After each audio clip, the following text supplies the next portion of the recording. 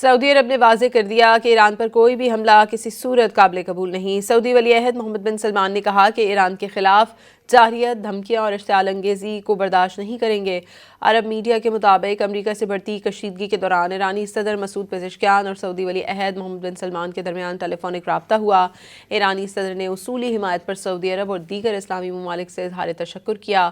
کہا ایران بین الاقوامی قوانین کے فریم ورک کے تحت ممکنہ جنگ روکنے کے کسی بھی عمل کا خیر مقدم کرتا ہے۔ ایرانی صدر نے سعودی ولی عہد سے گفتگو میں امت مسلمہ کے اتحاد پر زور دیتے ہوئے کہا کہ اسلامی ممالک کا اتحاد اور ہم آہنگی خطے میں پائیدار امن، استحکام اور سلامتی کی ضمانت ہے۔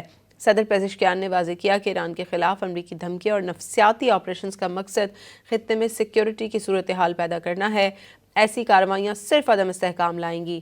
اس سے قبل پیر کو متحدہ عرب امارات نے بھی ایران کے خلاف کسی بھی جارحیت کے لیے اپنی زمینی، فضائی یا سمندری حدود استعمال نہ کرنے دینے کا اعلان کیا تھا۔ خطے میں یہ پیش رفت ایسے وقت میں ہو رہی ہے جب امریکی بحری بیڑا مشرق وسطیٰ پہنچ چکا ہے۔